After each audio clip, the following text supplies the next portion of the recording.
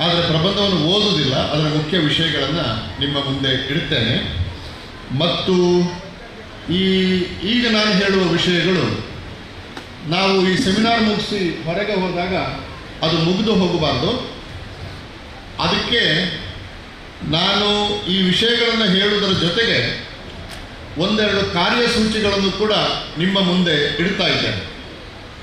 ಇಲ್ಲಿ ಶಾಂತಿ ಪ್ರಕಾಶನ ಇದೆ, ಹಿರಿಯರಾದ ಕುತ್ತಿಗೆಯವರಿದ್ದಾರೆ, ಅನೇಕ ಬುದ್ಧಿಜೀವಿಗಳಿದ್ದೀರಿ.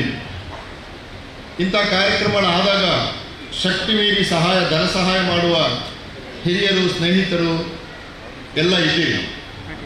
ನಾವು ಎಲ್ಲರೂ ಸೇರಿ ಮಾಡಬೇಕಾದಂಥ ಒಂದು ಕೆಲಸ ಬಹಳ ಮುಖ್ಯವಾದ್ದು. ಅದಕ್ಕೆ ಒಂದು ಕಾರ್ಯಸೂಚಿಯನ್ನು ಇಟ್ಟುಕೊಂಡು ನಾವು ಒಂದು ವರ್ಷದ ಒಳಗಡೆ ಮಾಡಲಿಕ್ಕೆ ಸಾಧ್ಯ ಆಗುವ ಹಾಗೆ ಕೆಲವು ವಿಷಯಗಳನ್ನು ಈ ಸಂದರ್ಭದಲ್ಲಿ ಮುಂದಿಡುತ್ತಿದ್ದೇವೆ.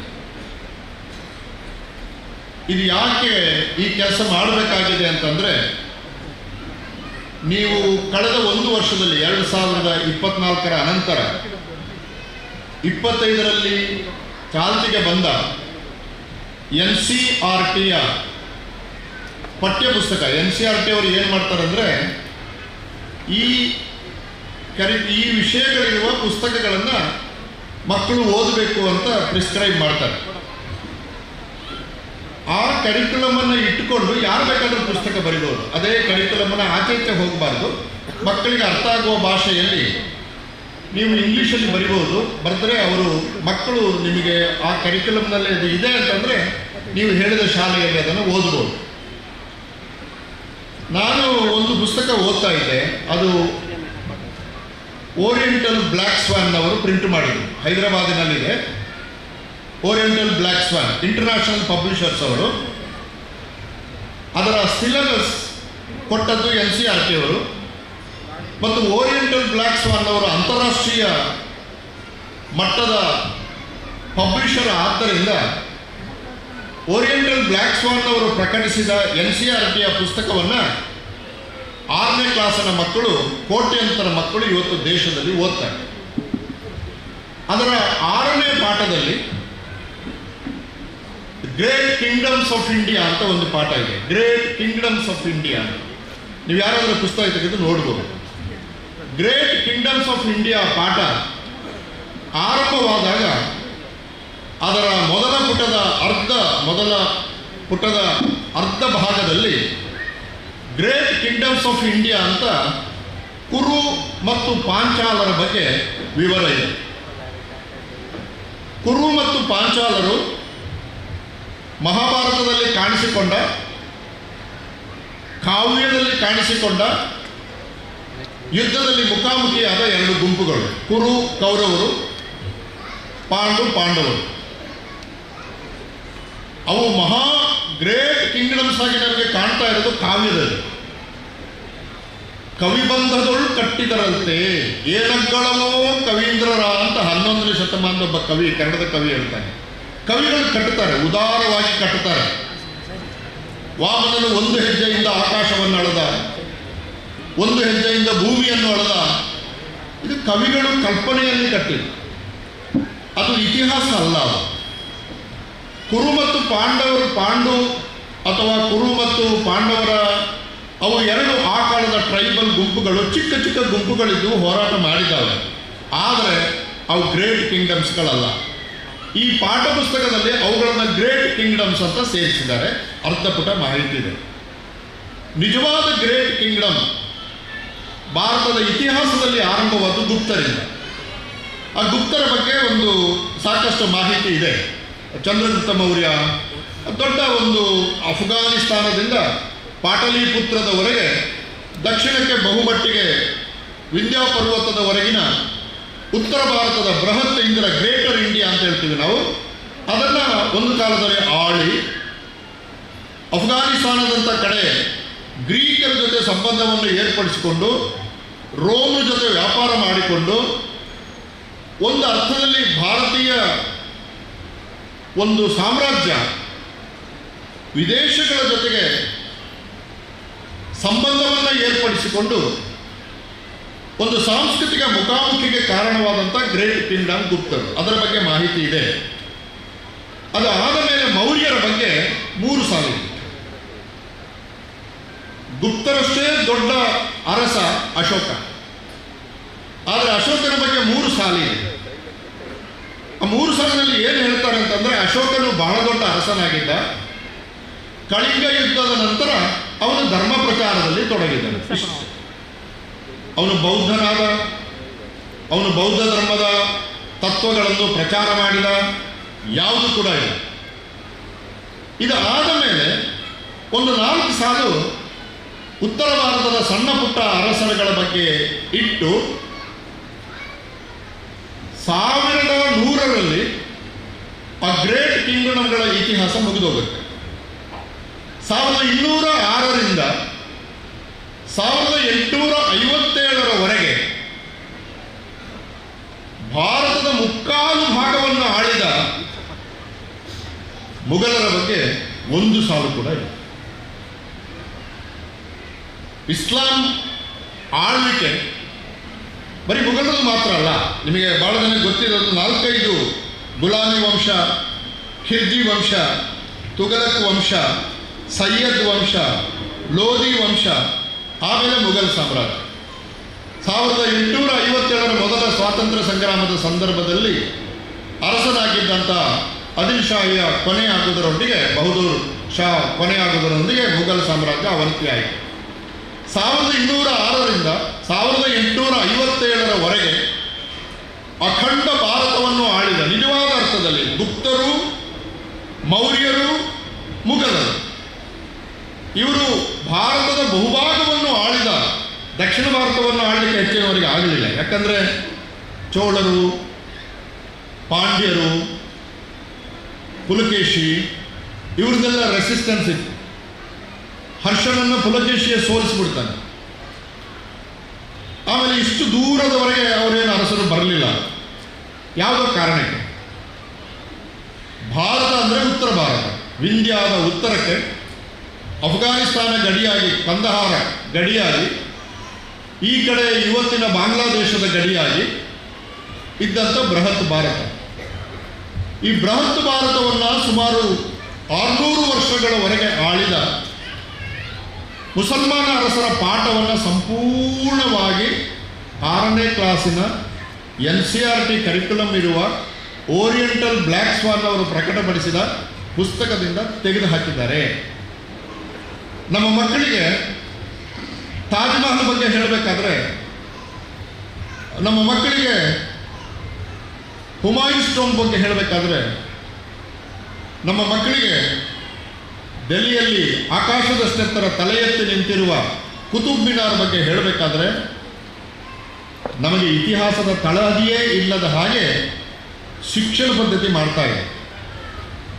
ದುರ್ದೈವವೋ ನಮ್ಮ ನಿರಾಸಕ್ತಿಯೋ ನಮಗೆ ಅದನ್ನು ಅತ್ಯಂತ ತೀವ್ರವಾಗಿ ಪ್ರತಿಭಟಿಸುವ ಶಕ್ತಿ ಕೂಡ ಇಲ್ಲವಾಗಿದೆ. ಹಾಗಾಗಿ ಪಠ್ಯಪುಸ್ತಕದಿಂದ ಹೋಗಿದೆ, ನಾವು ಬಹುಮಟ್ಟಿಗೆ ಹೋದರೆ ಹೋಯಿತು ಅಂತ ಬಿಟ್ಟಿದ್ದೇವೆ. ಕೆಲವರು ಒಳಗೊಳಗೆ ರೋಧಿಸ್ತಾರೆ, ಹೀಗಾಗಿತ್ತಲ್ಲ. ನಾನು ಓರಿಯೆಂಟಲ್ ಬ್ಲ್ಯಾಕ್ ಸ್ವಾನ್ ಅವರಿಗೆ ಬರೆದೆ, shame on your point. How can you delete the history of 800 years of India which produced great wealth to India. ಎಷ್ಟೋ ಸಮಯ ಆದ ಮೇಲೆ ಭಾರತವನ್ನು ಒಗ್ಗೂಡಿಸಿದ ಒಂದು ಸಾಮ್ರಾಜ್ಯ.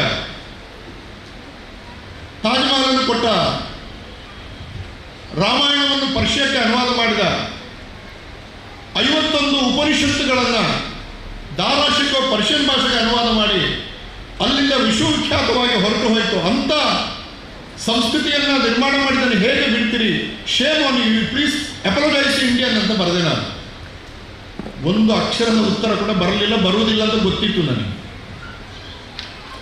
ಇದು ನಮ್ಮ ಪರಿಸ್ಥಿತಿ. ಇಂಥ ಪರಿಸ್ಥಿತಿಯಲ್ಲಿ ನಾವು ಮಾಡಬೇಕಾದ ಕೆಲಸಗಳ ಒಂದು ಕಾರ್ಯಸೂಚಿ 2-3 ಕೊಡ್ತೇನೆ. ನಮಗೆಲ್ಲ ಏಜ್ ಆಗ್ತಾ ಇದೆ. ರಮನಾಥ್ ರೈ ಅವರು ನಾವೆಲ್ಲ ಒಟ್ಟಿಗೆ ಒಂದು ಕಾಲೇಜಲ್ಲಿ ಓದಿದವರು, ರಾಮ್ ಪುನ್ಯಾನ್ ಅವರು ನಮ್ಮ ಗುರುಗಳು, ಪುತ್ತಿಗೆಯವರು ದಿನ ಅವರ ಪತ್ರಿಕೆಯಿಂದ ಓದಿ ಬೆಳೀತಿರು. ಇದೆಲ್ಲ ನಮ್ಮ ತಲೆಮಾರು ಏನೋ ಕೆಲಸ ಮಾಡಲಿಲ್ಲ ಅಂತ ಹೇಳ್ತಾ ಇಲ್ಲ, ಪ್ರಯೋಜನ ಎಷ್ಟಾಯಿತು ಅಂತ ದಯವಿಟ್ಟು ಕೇಳಬೇಡಿ.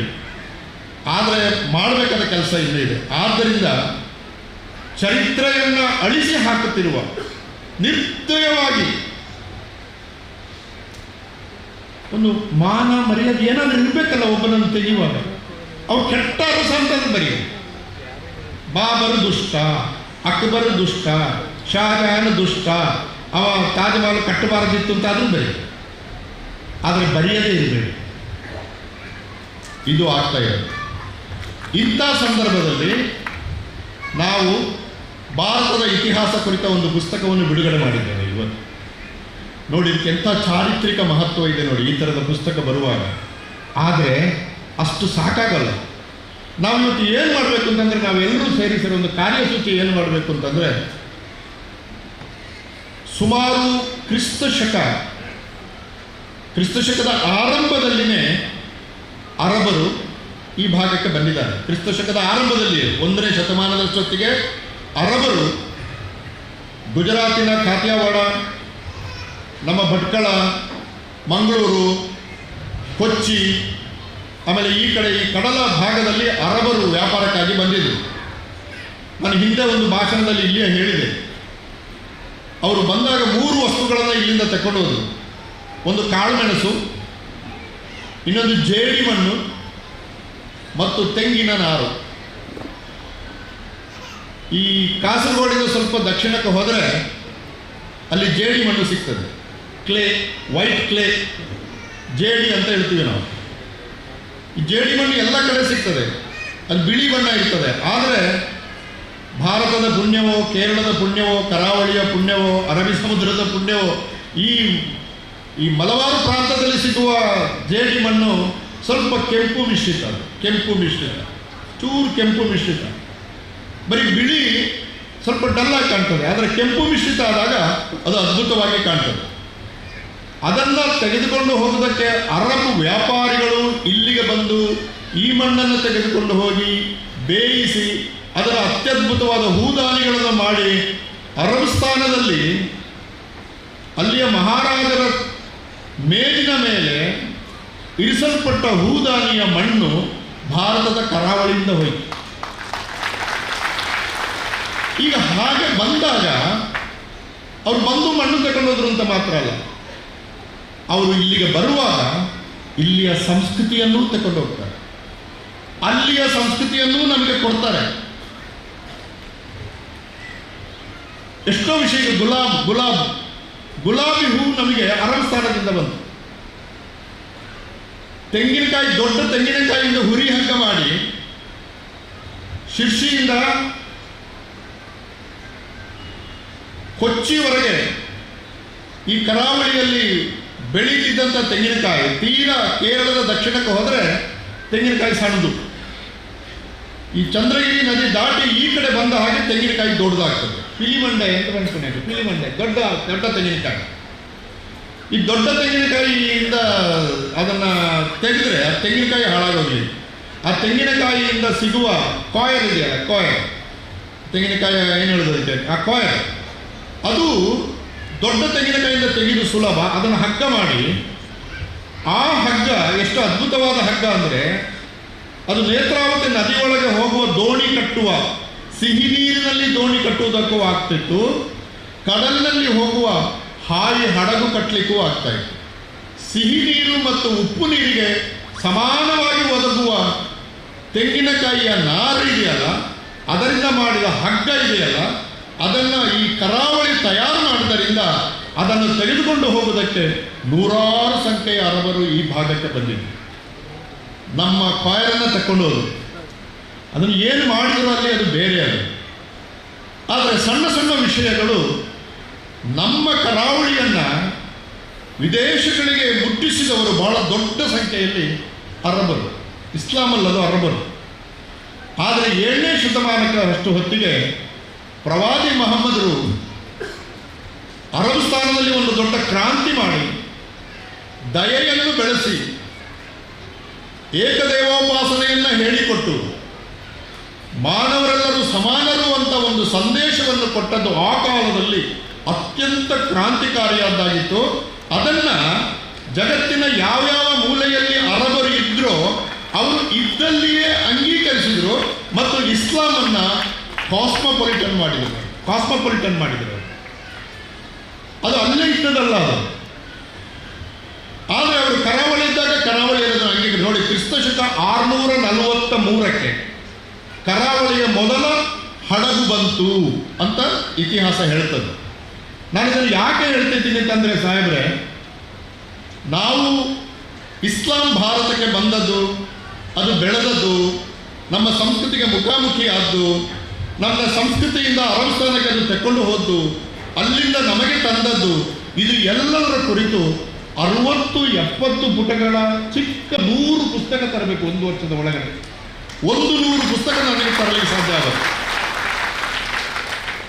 ಇದು ಬಹಳ ಮುಖ್ಯ. ಇದರ ಕನ್ನಡದಲ್ಲಿ ತನ್ನಿ, ಯಾಕಂದ್ರೆ ಇದು ಕನ್ನಡ ಓದುಗರಿಗೂ ಬೇಕು. ಇದು ಬಹಳ ಜನರಿಗೆ ಈ ಇತಿಹಾಸವೇ ಗೊತ್ತಿಲ್ಲ.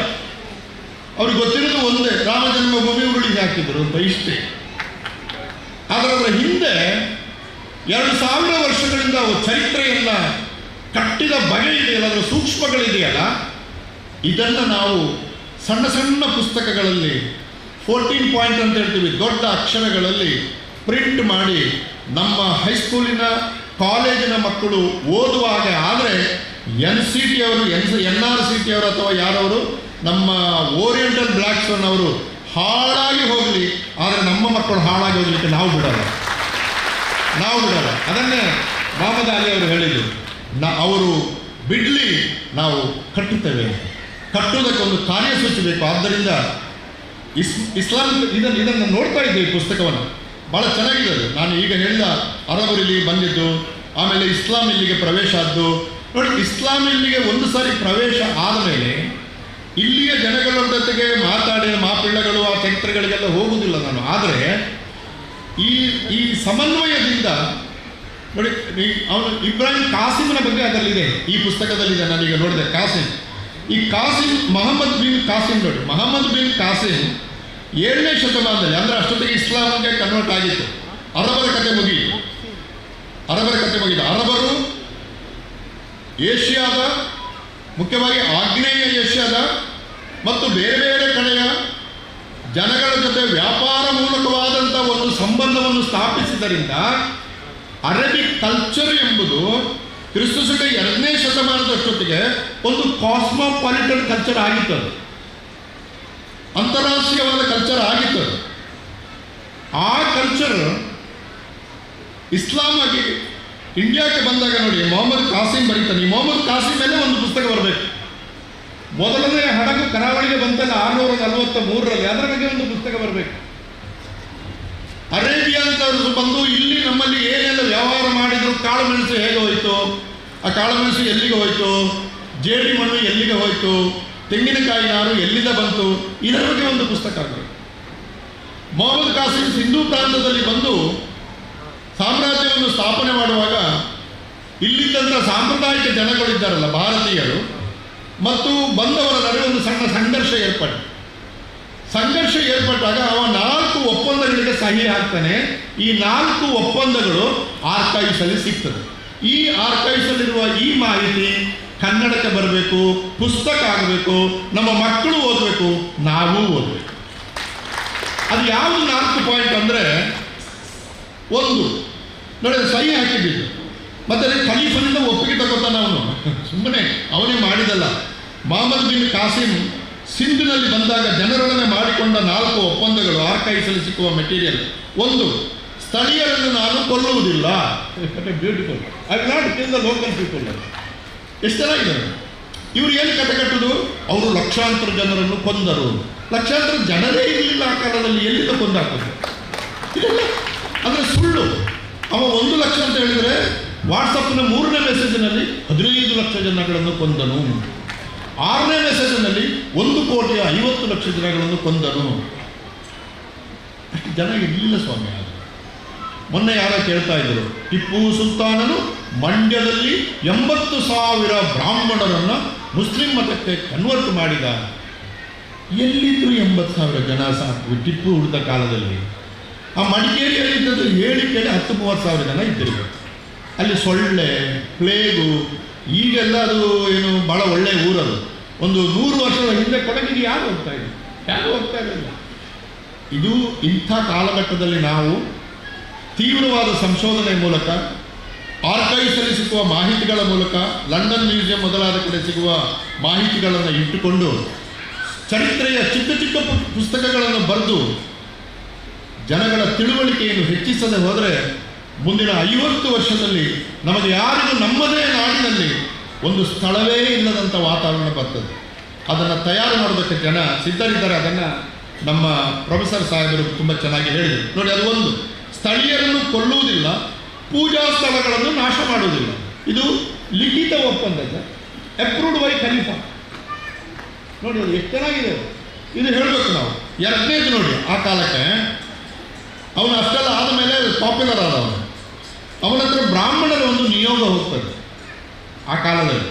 ಆ ಬ್ರಾಹ್ಮಣರು ಹೋಗಿ ಕೇಳುವುದೇನು ಅಂತಂದರೆ, ನೋಡಿ ಸ್ವಾಮಿ, ನಾವು ಬ್ರಾಹ್ಮಣರು ಅನೇಕ ಬೇರೆ ಸಮುದಾಯಗಳಿದೆಯಲ್ಲ, ಅವರಿಗಿಂತ ನಾವು ಹೆಚ್ಚಿನ ತಿಳುವಳಿಕೆ ಇದ್ದವರು, ವಿದ್ಯಾವಂತರಾದ್ದರಿಂದ ನಿಮ್ಮ ಅಧಿಕಾರ ಸ್ಥಾನದಲ್ಲಿ ನಮಗೆ ಹೆಚ್ಚಿನ ಅವಕಾಶ ಕೊಡಬೇಕು ಅಂದರು. ಅದಕ್ಕೆ ಮೊಹಮ್ಮದ್ ಕಾಸಿಂ ಒಪ್ಪುತ್ತಾನೆ. ಹಾಗಾಗಿ ಬ್ರಾಹ್ಮಣರು ಮೊಹಮ್ಮದ್ ಕಾಸಿಂನ ಅಧಿಕಾರ ಸ್ಥಾನದಲ್ಲಿ ಹೆಚ್ಚಿನ ಸಂಖ್ಯೆಯಲ್ಲಿ. ಇತಿಹಾಸ ಹೆಂಗಿದೆ ನೋಡಿ. ಈಗ ಬೈಯುದು ಯಾರು ಮೊಹಮ್ಮದ್ ಕಾಸಿಮಿಗೆ? ಅವರೇ ಬೈಯುದು ಯಾರು? ಶಾಪ ಹಾಕೋರು ಯಾರು? ಪಾಲಿಟಿಕ್ಸ್ ಮಾಡೋರು ಯಾರು? ಅವರೇ. ಅವು ಬಂದಾಗ ನಾವು ಬುದ್ಧಿವಂತರು ಸ್ವಾಮಿ, ನಮಗೆ ಬದುಕಲಿಕ್ಕೆ ಅವಕಾಶ ಕೊಟ್ಟಿದ್ದ ಲೆಟ್ರ್ ಕೊಟ್ಟು, ಅರ್ಜಿ ಕೊಟ್ಟು, ಕೆಲಸ ತಗೊಂಡು ದರ್ಬಾರ್ ಮಾಡಿದವರು ಯಾರು? ಅವ್ರು ಯಾರು? ಈ ಇತಿಹಾಸವನ್ನು ಹೊರಗಾಗ್ತದೆ. ಇದು ಎರಡನೇದು. ಮೂರನೇದು ಮತಾಂತರದ ಪ್ರಶ್ನೆ. Delicate, it's very delicate. ಅಲ್ಲಿ ಇರುವುದು ಏನು ಅಂತಂದರೆ, ಮತಾಂತರ ಪ್ರಜೆಗಳ ಆಯ್ಕೆ. ಇದು ಸಿಟಿಸನ್ಸ್. ಅವರು ಬೇಕಾದರೆ ಮತಾಂತರ ಆಗ್ಬೋದು, ಬಲಾತ್ಕಾರದ ಮತಾಂತರ ಇಲ್ಲ ಎಂಬುದು ಮೊಹಮ್ಮದ್ ಕಾಸಿಮನ 4 ತೀರ್ಮಾನಗಳಲ್ಲಿ ಒಂದು. ಮತಾಂತರ ಪ್ರಜೆಗಳ ಆಯ್ಕೆ ಕಡ್ಡಾಯವಲ್ಲ. ಆದರೆ ಒಂದುಂಟಲ್ಲಿ, ಮೂಲ ಧರ್ಮದಲ್ಲಿ ಮತಾಂತರ ಆಗದೆ ಉಳಿದವರಿಗೆ ಒಂದು ತಲೆ ಕಡ್ಡಾಯ ಇತ್ತು. ಇದನ್ನು ಹೇಳೋಣ. ಯಾಕಂದರೆ ಅಧಿಕಾರ ಸ್ಥಾನದಲ್ಲಿರುವವರು ಎಲ್ಲರೂ ಉದಾರಿಗಳಲ್ಲ, ಎಲ್ಲರೂ ಕ್ರೂರಿಗಳು ಅಲ್ಲ. ಅದು ಅವರವರ ಆಡಳಿತಕ್ಕೆ ಸಂಬಂಧಪಟ್ಟದ್ದು. ಅರಸರು ಬಹುಮಟ್ಟಿಗೆ ಹಿಂದೂ ಆಗಲಿ, ಮುಸ್ಲಿಂ ಆಗಲಿ, ಕ್ರಿಶ್ಚಿಯನ್ ಆಗಲಿ, ಅರಬ್ ಆಗಲಿ, ಯಾರೇ ಆಗಲಿ, ಅವರ ಗುಣಧರ್ಮ ಒಂದೇ ಇರ್ತದೆ: ಸಂಪತ್ತಿನ ರಕ್ಷಣೆ, ಸಂಪತ್ತಿನ ಹೆಚ್ಚುವರಿ, ಸಂಪತ್ತಿನ ರಕ್ಷಣೆ. ಇದಕ್ಕೆ ಏನೇನು ಬೇಕೋ ಅದನ್ನೆಲ್ಲ ಅವರು ಮಾಡ್ತಾರೆ. ಹಾಗಾಗಿ ಅದಿದೆ. ಮೂಲ ಧರ್ಮದಲ್ಲಿ ಉಳಿದವರಿಗೆ ತಲೆಗಂದಾಯ, ಆದರೆ ತೆರಿಗೆ ಎಲ್ಲರಿಗೂ ಸಮಾನ. 4ನೇದು ಬ್ರಹ್ಮನಾಬಾದ್ ಅಂತ ಅಲ್ಲೇ ಇದೆ, ಸಿಂಧಿನ ಹತ್ರ. ಅವರ ಜನರ ಕೋರಿಕೆ, ಅವ್ರು ಏನು ಹೇಳ್ತಾರೆ ಅಂದರೆ, ನಮಗೆ ಬೇರೆ ಬೇರೆ ದೇವರುಗಳಿದ್ದಾರೆ, ಆ ದೇವರುಗಳ ಅವನು, ಯಾಕಂದರೆ ಇಸ್ಲಾಂ ಏನು ಹೇಳಿತು, ಒಂದೇ ದೇವರು, ದೇವನೊಬ್ಬ ನಾವಲ್ಲ, ಒಂದೇ ದೇವರು ಅಂತ ಹೇಳಿದ್ರು. ಆದರೆ ಇಲ್ಲಿಗೆ ಬಂದಾಗ ಇಲ್ಲಿ ದೇವರು 100 ಇದೆಯಲ್ಲ, ಲೆಕ್ಕವೇ ಸಿಗ್ತಾ ಇಲ್ಲ ನಮಗೆ. ಇಷ್ಟವಾಗಿ ಎಲ್ಲ ಸೆನ್ಸಸ್ ಆಗಿದೆ, ದೇವರುಗಳ ಸೆನ್ಸಸ್ ಆಗಿಲ್ಲ ಭಾರತದಲ್ಲಿ. ಅದು ಮಾಡಲಿಕ್ಕೂ ಸಾಧ್ಯ ಇಲ್ಲ. ಯಾಕಂದರೆ ನೀವು ಇವತ್ತೊಂದು 50 ಕೋಟಿ ಅಂದರೆ ನಾಳೆ ಅವು 150 ಕೋಟಿ ಆಗಿರ್ತವೆ. ಅವು ಬೇತೆ, ಒಂದು ಬೇತೆ ಅಂತ ಹೇಳ್ತಾರೆ. ಹೀಗೆ ಆದರೆ ಹೇಳಿದರೆ ಅದು ಬೇರೆ ವಿಷಯ. ಆರಾಧನೆ ಸ್ವಾತಂತ್ರ್ಯ ನೀಡಬೇಕು ಅಂತ ಹೇಳ್ತಾರೆ. ನಮಗೆ ಬೇರೆ ಬೇರೆ ದೇವರುಗಳಿದ್ದಾರೆ, ಯಾಕಂದರೆ ಇದು ಬೇರೆ ಬೇರೆ ದೇವರುಗಳ ಆರಾಧನಾ, ಮಲ್ಟಿಪಲ್ ಆರಾಧನಾ ಪರಂಪರೆಯ ನಾಡು ಮತ್ತು ಏಕದೇವೋಪಾಸನೆ, ಅಲ್ಲಾನೇ ಅಂತಿಮ ಅಂತ ಹೇಳುವಂಥ ಒಂದು ಆರಾಧನಾ ಕ್ರಮದ ನಡುವೆ ಬಿಕ್ಕಟ್ಟು ಬಂದಾಗ ಮೊಹಮ್ಮದ್ ಕಾಸಿಂ, ಆಯ್ತು ನಿಮ್ಮ ದೇವರ ಆರಾಧನೆ ನೀವು ಮಾಡಿಕೊಳ್ಳಿ ಅಂತ ಎಗ್ರಿಮೆಂಟ್ ಮಾಡಿ ಸೈನ್ ಮಾಡಿದ್ದಾರೆ. ಇನ್ನೇನು ಬೇಕು? ಹೀಗಾಗಿ ನಾವು ಇದನ್ನು ಇವತ್ತು ಹೇಳಬೇಕಾಗಿದೆ. ಹಾಗಾಗಿ ಸಿಂಧಿನ ಆಡಳಿತ ಇದೆಯಲ್ಲ, ಅದು ಸಿಂಧಿಗೆ ಬಂದಾಗ, ನಾನು ಆರಂಭದಲ್ಲಿ ಏನು ಹೇಳಿದೆ, ಕಾಸ್ಮೋಪಾಲಿಟನ್ ಅಂತ ಹೇಳಿದ್ದೇನೆ. ಈ ಕಾಸ್ಮೋಪಾಲಿಟನ್ ಎಂಬುದು ಎಲ್ಲ ಕಡೆ ಒಂದೇ ರೀತಿ ಇರಲಿಲ್ಲ ಎಂಬುದು ಕೂಡ ನಾವು ಅರ್ಥ ಮಾಡ್ಕೋಬೇಕು. ಸಿಂಧಿಗೆ ಬಂದಾಗ ಅದು ಸಿಂಧು ಜನಗಳ ಸಂಸ್ಕೃತಿ ಮತ್ತು ಅರಬದಿಂದ ಇಸ್ಲಾಮಿಗೆ ಕನ್ವರ್ಟ್ ಆಗಿ ಇಸ್ಲಾಂ ಮೂಲಕ ಬಂದ ಸಂಸ್ಕೃತಿ ಎರಡೂ ಸೇರಿ ಪೂರ್ತಿ ಇಸ್ಲಾಮೂ ಅಲ್ಲದ, ಪೂರ್ತಿ ಹಿಂದೂ ಅಲ್ಲದ ಒಂದು ಮಧ್ಯಮ ತರಗತಿ ವಾಸ್ತುಶಿಲ್ಪ ಶೈಲಿಯನ್ನು ಭಾರತಕ್ಕೆ ತಂದು ಇಂಡೋ ಸಾರ್ಸನಿಕ್ ಸ್ಟೈಲ್ ಅಂತ ಒಂದು ನಿರ್ಮಾಣ ಆಗಿ ಕಮಾನುಗಳ ಕಲ್ಪನೆ ಭಾರತದಲ್ಲಿ ಇರಲಿಲ್ಲ. ಅದನ್ನು ಕೊಟ್ಟರು. ಈಸ್ಥೆಟಿಕ್ ಸೆನ್ಸ್ ಅಂತ ಹೇಳ್ತೀವಿ. ಆ ಎಸ್ಥೆಟಿಕ್ ಸೆನ್ಸ್ ಹಿಂದೂಸ್ತಾನಿ ಸಂಗೀತದ ಮೂಲಕ ಬಂತು, ವಾಸ್ತುಶಿಲ್ಪದ ಮೂಲಕ ಬಂತು, ಮತ್ತು ಇನ್ನು ಅನೇಕ ಹಾಕುವ ಬಟ್ಟೆಯಲ್ಲಿ ಬಂತು. ಅನೇಕ ನೇಕಾರರು ಮುಸ್ಲಿಮರಾಗಿ ಕನ್ವರ್ಟ್ ಆದರು. ಯಾಕಂದರೆ ಬಟ್ಟೆಗೆ ಮುಸಲ್ಮಾನರು ಕೊಟ್ಟ ಬೆಲೆ ಮತ್ತು ಅದನ್ನು ಭಾರತದಿಂದ ತೆಗೆದುಕೊಂಡು ಹೋಗಿ ವಿದೇಶದಲ್ಲಿ ಅವರು ಮಾರುಕಟ್ಟೆಯನ್ನು ಬೆಳೆಸಿದ ರೀತಿಯಲ್ಲಿ ನೇಕಾರರ ಬದುಕು ಉಜ್ವಲವಾಗಿದ್ದು ಮುಸಲ್ಮಾನರ ಕಾಲದ ಆಡಳಿತದಲ್ಲಿ ಎಂಬುದನ್ನು ನಾವು ಯಾವಾಗಲೂ ಮರಿಬಾರದು. ಹೀಗೆ ಲೋಹಶಾಸ್ತ್ರ ಇತ್ಯಾದಿಗಳಲ್ಲಿ ಮುಸಲ್ಮಾನರ ಕೊಡುಗೆ ಬಹಳ ಇದೆ. ಅಕ್ಬರ್ನ ಕಾಲದಲ್ಲಿ ಒಂದು ಟ್ರಾನ್ಸ್ಲೇಷನ್ ಬ್ಯೂರೋವೇ ಇತ್ತು, ಅನುವಾದ ಬ್ಯೂರೋವೇ ಇತ್ತು. ಅಕ್ಬರ್ನ ಅಮ್ಮ ಅದನ್ನು ನಡೆಸ್ತಾ ಇದ್ದರು. ರಾಮಾಯಣ ಅನುವಾದ ಆಯಿತು, ಮಹಾಭಾರತ ಅನುವಾದ ಆಯಿತು, ಉಪನಿಷತ್ತುಗಳು ಅನುವಾದ ಆಯಿತು. ಇವೆಲ್ಲ ವಿದೇಶಕ್ಕೆ ಹೋಗಿದ್ದರ ಬಗ್ಗೆ ನಾವು ಬೇರೆ ಬೇರೆ ಪುಸ್ತಕಗಳನ್ನು ಮಾಡಬೇಕು. ತಂತ್ರಜ್ಞಾನವನ್ನು ಕೂಡ ಭಾರತಕ್ಕೆ ದೊಡ್ಡ, ಅದನ್ನು ಸಾಹೇಬರು ಭಾಳ ಚೆನ್ನಾಗಿ ಹೇಳಿದ್ರು, ವೈಸ್ ಚಾನ್ಸಲರ್. ತಂತ್ರಜ್ಞಾನದಲ್ಲಿ ಈಗ ಮುಸಲ್ಮಾನ ಕಮ್ಯುನಿಟಿ ಹಿಂದೆ ಇದೆ, but Islam culture has introduced technology to Indian culture. Actually introduced ಆ ಚಕ್ರ ಇದೆಯಲ್ಲ, ಚಕ್ರ ಕೈಯಲ್ಲಿ ಹೀಗೆ ಮಾಡೋದು, ಗಾಲಿ, ಅನೇಕ ನಾನು ಆ ಪ್ರಬಂಧದಲ್ಲಿ ಪಟ್ಟಿ ಮಾಡಿದ್ದೇನೆ. ಅವುಗಳನ್ನೆಲ್ಲ ನಮಗೆ ತಂದದ್ದು ಅವರೇ. ಅಂದರೆ ಇಲ್ಲಿ ಇರಲಿಲ್ಲ ಅಂತ ನಾನು ಹೇಳಲಾರೆ, ಇಲ್ಲಿ ಇದ್ದದನ್ನು ಇನ್ನೂ ಅದ್ಭುತವಾಗಿ ಹೆಚ್ಚು ಕೆಲಸ ಮಾಡುವ ಹಾಗೆ ಮಾಡಿದ್ದು ಮುಸಲ್ಮಾನರು. ಹಾಗಾಗಿ ನೋಡಿ, 1200ರಿಂದ 1800 600 ವರ್ಷಗಳ ಭಾರತ ಮೊಘಲ್ ಸಾಮ್ರಾಜ್ಯ ಜಗತ್ತಿನ 4 ಅತ್ಯಂತ ಪ್ರಖ್ಯಾತವಾದ ಸಾಮ್ರಾಜ್ಯಗಳಲ್ಲಿ ಒಂದಾಗಿತ್ತು. ಭಾರತದ ಆರ್ಥಿಕತೆ ದೊಡ್ಡದಾಗಿ ಬೆಳೆಯಿತು. ಭಾರತದ ಸಾಮಾಜಿಕ ವ್ಯವಸ್ಥೆಯಲ್ಲಿದ್ದಂಥ ಜಾತಿ ವ್ಯವಸ್ಥೆ ಸ್ವಲ್ಪ ಸಡಿಲ ಆಯಿತು. ಅನೇಕರಿಗೆ ಬಿಡುಗಡೆ ದೊರಕಿತು. ಇದನ್ನು ಪಾಸಿಟಿವ್ ಆಗಿದೆ. ನಾವು ನಮ್ಮ ಮಕ್ಕಳಿಗೆ ಇತಿಹಾಸದ ಒಳ್ಳೆಯ ಗುಣಗಳನ್ನು ಹೇಳೋಣ. ತೆಗೆಯುವವರು ತೆಗಿಲಿ, ಆದರೆ ನಾವು ಇಂಥವುಗಳನ್ನೆಲ್ಲ ಇಟ್ಟುಕೊಂಡು ನಾನು ಕನ್ನಡ ಅಭಿವೃದ್ಧಿ ಪ್ರಾಧಿಕಾರದಿಂದ 100 ಪುಸ್ತಕ ತರ್ತಾ ಇದ್ದೀನಿ. ಕರ್ನಾಟಕದ ಸಮನ್ವಯ ಸಂಸ್ಕೃತಿಯನ್ನು, ಕರ್ನಾಟಕದ ಜನ ಒಟ್ಟಿಗೆ ಹೇಗೆ ಬದುಕಿದ್ರು, 41 ಪುಸ್ತಕ ತಯಾರಾಗಿದೆ. ನಂಗೆ ಗೊತ್ತೇ ಇರಲಿಲ್ಲ. ಜಟ್ಪಟ್ ಬೀಬಿ ಅಂತ ಇದ್ದಾರೆ. ಜಟ್ಪಟ್ ಬೀಬಿ ಬಗ್ಗೆ ಒಂದು ಪುಸ್ತಕ ಬರ್ತಾ ಇದೆ. ಸೂಫಿ ಸೈಟ್ ಅವಳು ಎಷ್ಟು ಕೆಲಸ ಮಾಡಿದ್ದಾಳೆ, ಅವಳು ಎಷ್ಟು ಜನಕ್ಕೆ ಅನ್ನ ಹಾಕಿದ್ದಾಳೆ ಗೊತ್ತೇ ಇಲ್ಲ. ಸೊ ಒಂದು 41 ಪುಸ್ತಕ ನಮ್ಮ ಜಾತ್ರೆಗಳ ಬಗ್ಗೆ, ನಮ್ಮ ಮೌನುದ್ದೀನ, ತಿಂತಿಣಿ ಮೌನಪಯ್ಯ, ಹಿಂದೂಗಳು ಮೌನಪಯ್ಯ ಅಂತಾರೆ, ಮುಸ್ಲಿಮರು ಮೌನುದ್ದೀನ. ಏನು ಸಮಸ್ಯೆ ಇಲ್ಲ. ಸಮಸ್ಯೆ ಇರೋದು ರಾಜಕಾರಣಿಗಳಿಗೆ, ಜನಗಳಿಗಲ್ಲ. ಆದ್ದರಿಂದ ಗೆಳೆಯರೇ, ಇತಿಹಾಸ ನಮಗೆ ಭಾರ ಆಗೋದು ಬೇಡ, ಇತಿಹಾಸ ನಮ್ಮ ಕಣ್ಣಿನ ಧೂಳಾಗುವುದು ಬೇಡ. ಇತಿಹಾಸ ಬೆಳಕಾಗಲಿ. ಬೆಳಕಾಗುವಂಥ ಪುಸ್ತಕಗಳನ್ನು ಬರೆದು ನಾವು ಜನಗಳಿಗೆ ತಿಳಿ ಹೇಳೋಣ ಅಂತ ಹೇಳಿ ನನ್ನ ಮಾತನ್ನು ಮುಗಿಸ್ತೇನೆ. ನಮಸ್ಕಾರ.